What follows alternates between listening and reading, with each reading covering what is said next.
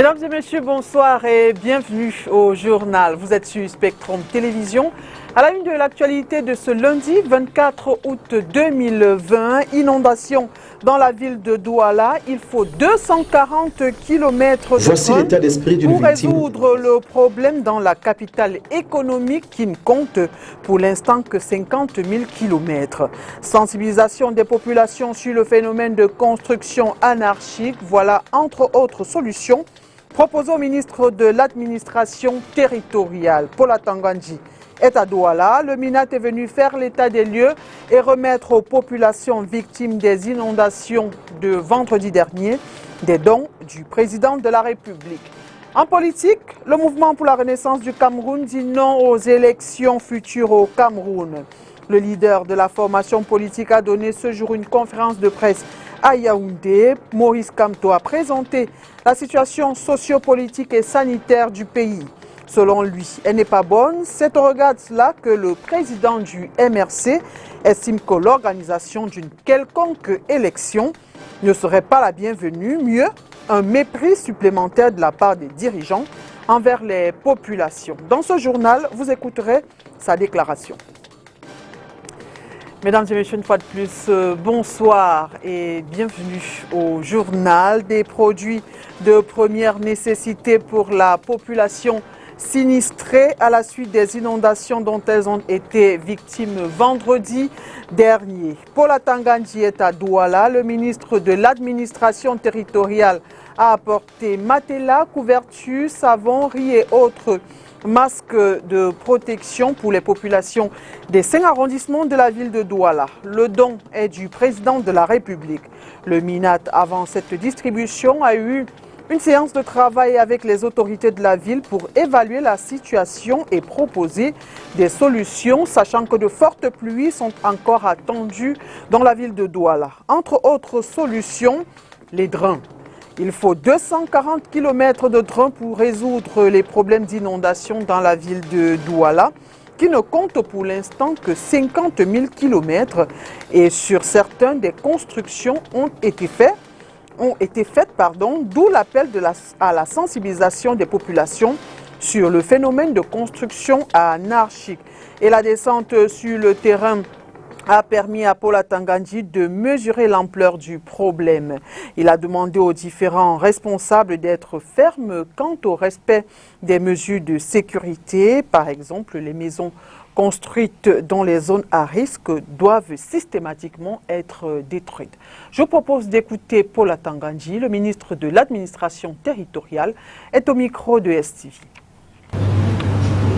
Le chef d'État dépêche sur le terrain des membres du gouvernement pour porter secours aux populations.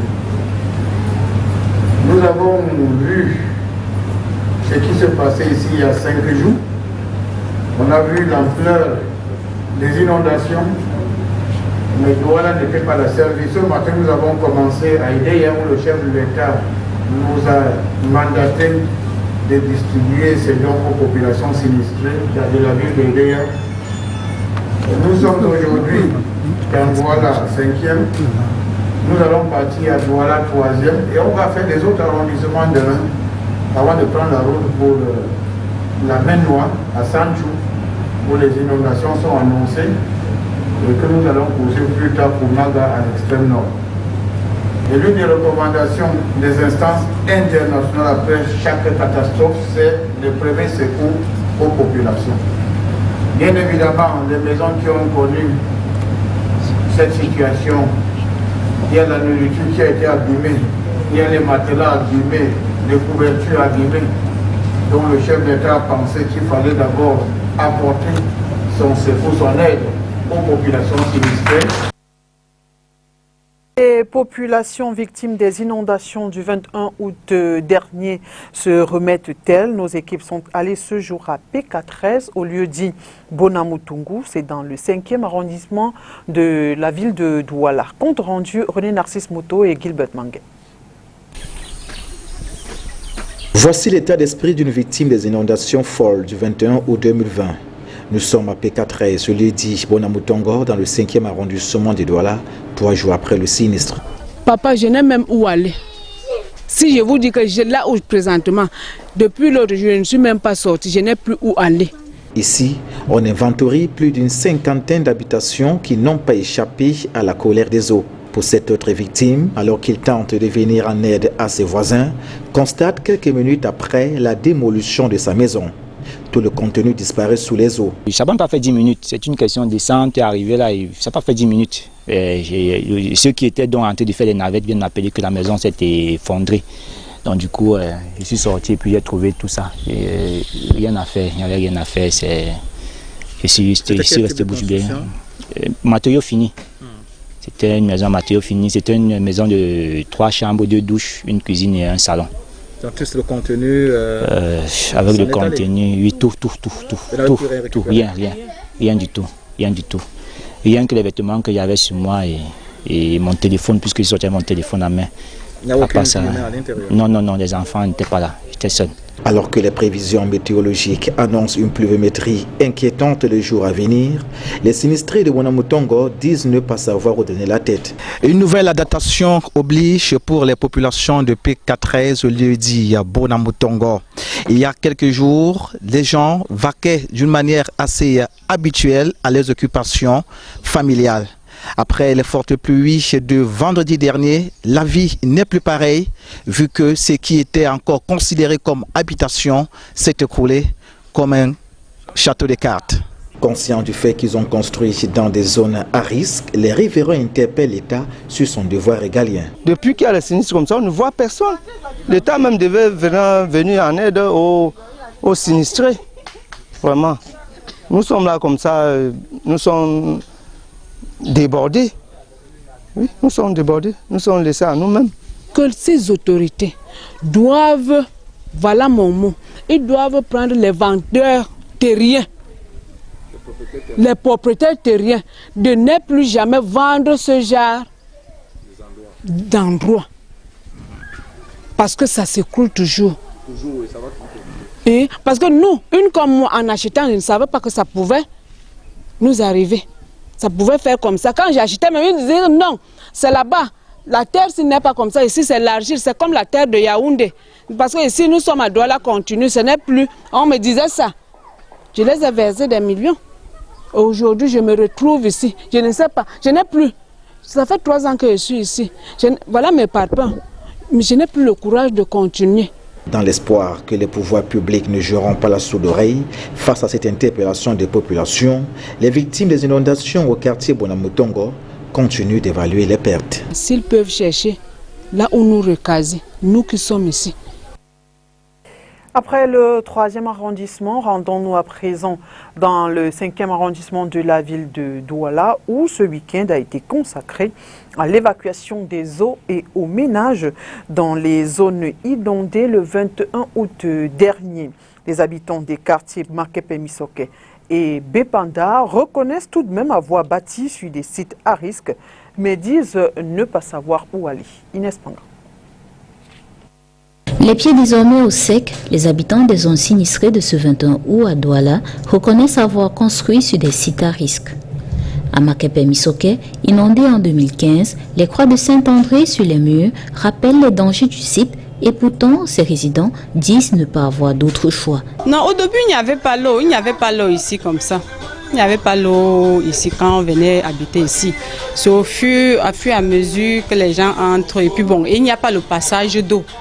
Il n'y a pas le passage de bon. On se disait qu'avec le drain, comme on a commencé à faire, ça devait vraiment beaucoup nous soulager. Mais cette fois-ci, ce n'était plus que c'était question de drain parce que ça a même débordé. L'eau a traversé le goudron. L'eau traversait le goudron comme ça là pour arriver ici. Alors ici, qu'est-ce que tu pouvais bien faire? Qu'est-ce que tu comptes faire pour protéger ces gens? Ah, si on avait l'argent, on devait aller habiter ailleurs, c'est parce qu'on a nulle part où aller, qu'on est obligé de rester là comme ça. Situation similaire au quartier Bepanda au lieu dit tapis rouge. Les risques liés à cet emplacement ont été plusieurs fois contournés par les populations et aujourd'hui, elles se disent perdues. On est venu me porter au dos pour sortir, alors que depuis 35 ans, je suis ici là. Je ne fais que rembler la maison. Je suis déjà à 3 fois pour rembler et cimenter. Je suis dépassée, je ne sais plus comment, là où aller parce que ma vie est rentrée à zéro. Il faut que je commence tout à zéro. Tout est gâté. Avec l'argent des cotisations des gens qui étaient ici plein. Je ne sais même pas si on peut arriver un jour à détacher. Donc ma vie est finie comme ça. Les fortes pluies de ce 21 août rappellent de tristes souvenirs aux habitants des 10 quartiers de l'arrondissement de Douala 5e. Je voyais la quantité d'eau qui entrait. Parce que moi je connais déjà comment, quand ça déborde déjà, regarde, quand ça déborde déjà le stagiaire ici, je sais que ça va, moi je cherche moyen à sortir. La première réaction c'est sauver d'abord ta progéniture, non? Sauver les enfants dans l'eau. Non, c'est pas une partie s'abriter à 30 mètres d'ici. Même là-bas, l'eau nous a trouvés. Ce week-end était consacré au ramassage des eaux encore débordantes et au ménage, tout ou presque dans ces domiciles ayant été mouillés.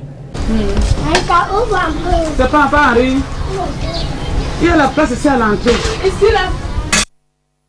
Restons dans le registre des dégâts causés par les inondations pour signaler que les usagers de l'axe de la bretelle aéroport Carrefour Saint-Michel sont appelés à éviter cet axe-là. Une buse métallique s'est effondrée sous la charge des eaux d'inondation au lieu dit derrière station Bocom. À cet effet, la circulation a été interrompue.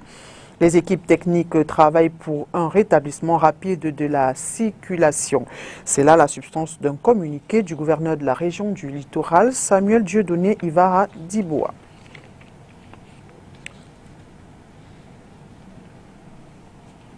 Santé, en bref, le taux, on parle de coronavirus, le taux est en baisse, mais il faut rester vigilant.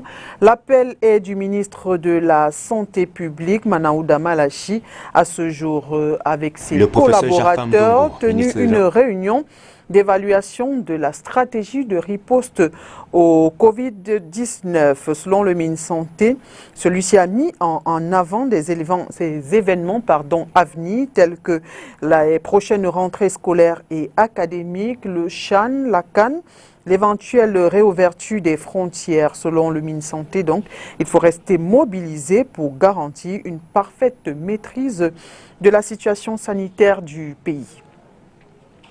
Rebondissement dans l'affaire qui oppose le professeur Jean Baebek au ministre de l'Enseignement supérieur. Les différentes parties sont attendues au tribunal le 10 septembre prochain à Yaoundé. Le plaignant, enseignant à l'université de Yaoundé 1, revendique la justice. Olivier Bouzike. Le professeur Jarfam Dongo, ministre de l'Enseignement supérieur, Alamine Ousmane Meh, ministre de l'économie, de la planification et de l'aménagement du territoire, précédemment ministre des Finances, sont attendus le 10 septembre prochain au tribunal de première instance de Yaoundé pour se prononcer dans le cadre de l'affaire qui les oppose au professeur Jean Baebek, enseignant à l'université de Yaoundé 1. L'affaire remonte à 2016 lorsque par une note administrative, le ministre de l'Enseignement supérieur suspend l'agrégé en médecine pour une durée de 4 ans pour insubordination, comportement violent, acte consécutif d'atteinte à l'éthique, entre autres faits évoqués, et dont le mis en cause ne reconnaît pas. La suspension était illégale pour 2 raisons. On ne commence pas par la suspension. Donc dans le principe, c'était faux. Dans la réalisation, c'était également faux. Faux parce que ce que un ministre est autorisé de faire, c'est faire une suspension, mais à condition qu'elle soit en moins de 4 mois. C'est noir sur blanc sur le Code général de la fonction publique. Suspendu de ses fonctions, le salaire ainsi que les allocations de l'enseignant à la faculté de médecine et des sciences biomédicales avaient aussi été gelés à la demande du ministre de l'Enseignement supérieur par l'alors ministre des Finances. Pourquoi il maintient la suspension de salaire dans une suspension pour laquelle le tribunal a prononcé le sursis à exécution? Il est donc accusé de faux en coaction et en complicité.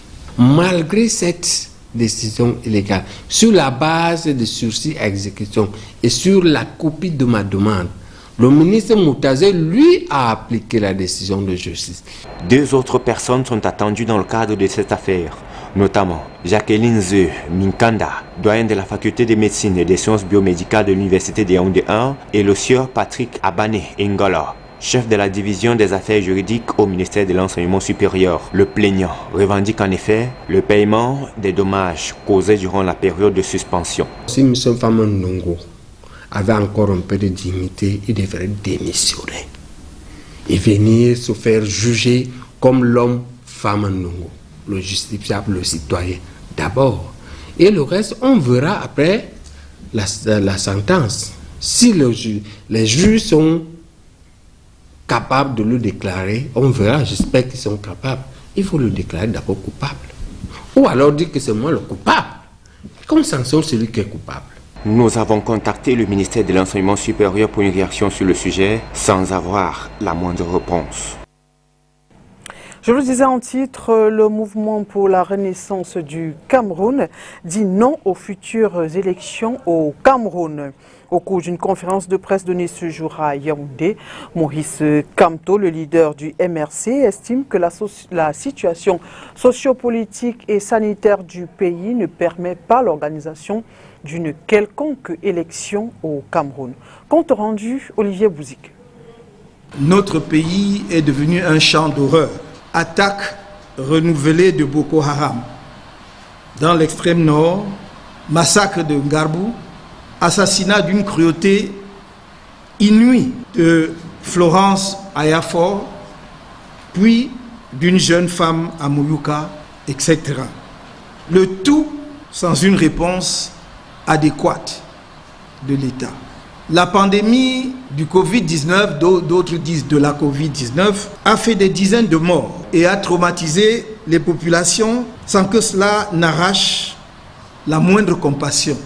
Au regard de cette situation, organiser des élections régionales ou toute autre élection politique dans ces conditions ne serait rien moins qu'un mépris supplémentaire des préoccupations constantes des Camerounais et des suggestions réitérées des partenaires internationaux de notre pays. J'annonce que toute convocation du corps électoral par le gouvernement illégal et illégitime de Yaoundé avant la prise en compte et une mise en application effective des deux exigences rappelées ci-dessus emportera automatiquement lancement d'une gigantesque campagne nationale d'appel au départ pur et simple de M. Paul Biya du pouvoir.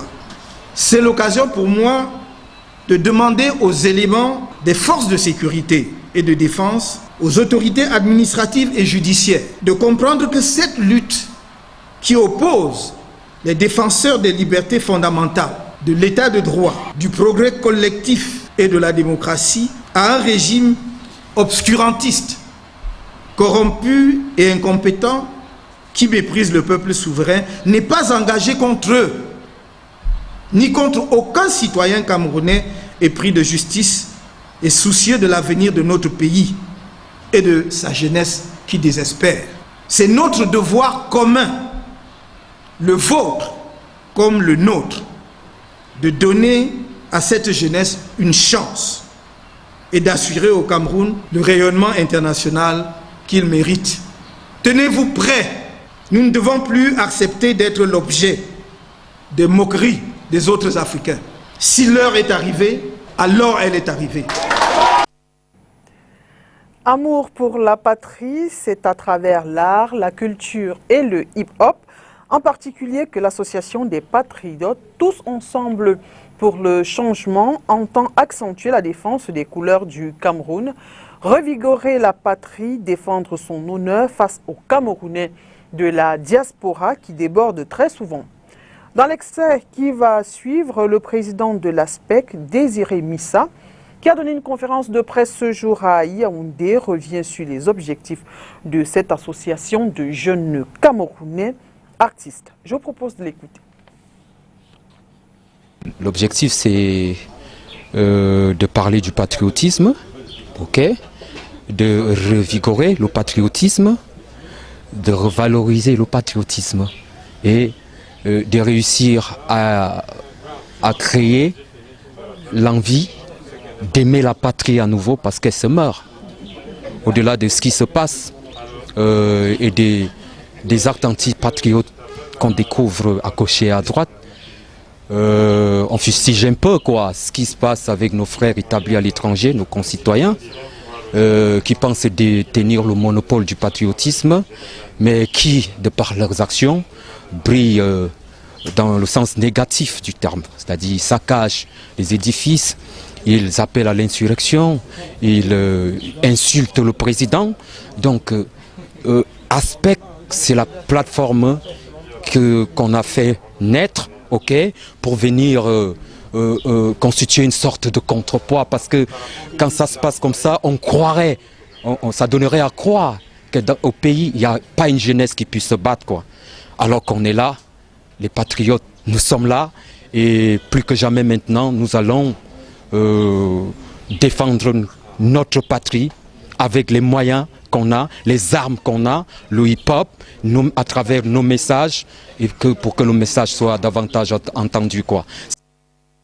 On parle économie à présent, marché financier unifié de la CEMAC dans le cadre de la préparation des introductions en bourse.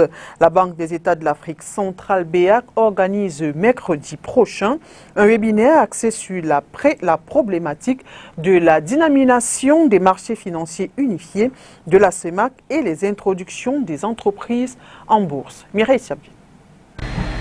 La conférence des chefs d'État de la communauté économique et monétaire de l'Afrique centrale, réunie en session extraordinaire le 31 octobre 2017 en N'Djamena, avait décidé de la fusion des marchés financiers par acte additionnel du 19 février 2018 portant unification du marché financier de la CEMAC.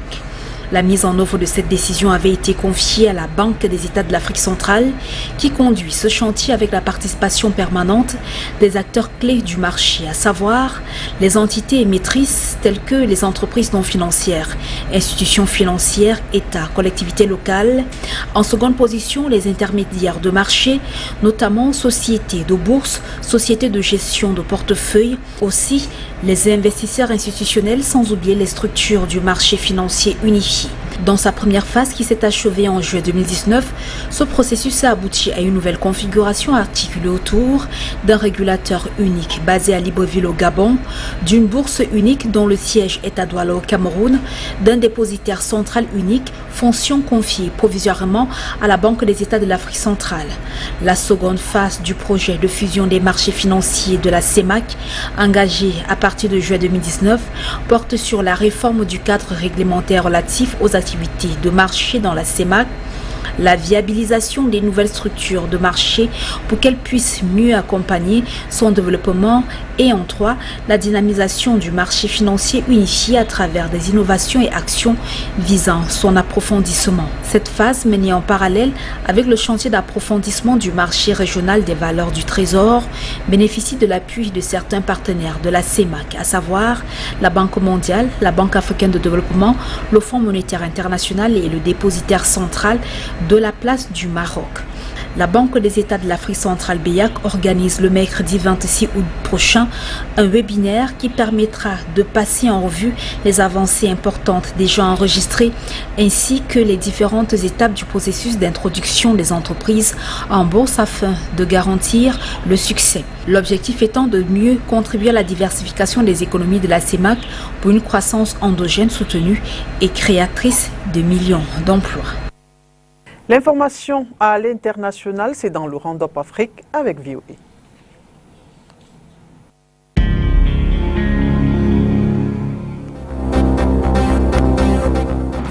Au Mali, la junte qui a pris le pouvoir en début de semaine dernière a démenti les informations faisant état d'un accord sur une transition de 3 ans dirigée par un militaire. Selon l'un des responsables, les discussions se poursuivent avec la CEDEAO et toute décision finale sur la transition impliquera les forces vives du Mali. Le président Alassane Ouattara a déposé lundi son dossier de candidature à la commission électorale indépendante à Abidjan, appelant à la paix après les violences qui ont fait au moins 8 morts depuis l'annonce qu'il briguerait un 3e mandat controversé. La crainte de violence à l'approche du scrutin du 31 octobre est forte. Selon un rapport de l'ONG Amnesty International, les États du centre et du nord-ouest du Nigeria ont été le théâtre d'une inquiétante escalade d'attaques et d'enlèvements depuis le mois de janvier. Selon l'ONG, plus de 1100 villageois ont été tués depuis le début de l'année. L'ancien président mauritanien Mohamed Ould Abdelaziz, soupçonné de mauvaise gestion et de détournement, a retrouvé la liberté dans la nuit de dimanche à lundi, sans être inculpé, mais avec l'interdiction de quitter Nouakchott après une semaine d'interrogatoire par la police, a indiqué son avocat.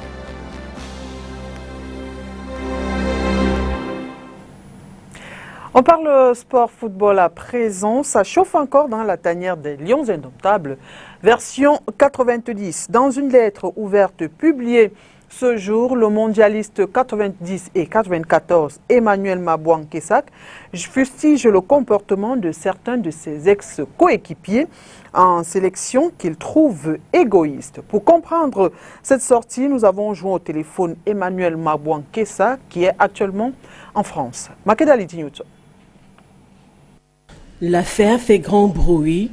L'ancien footballeur international camerounais Emmanuel Mabouan Kessak, dans une lettre ouverte publiée sur sa page Facebook ce lundi 24 août, dénonce le comportement de ses anciens coéquipiers en équipe nationale.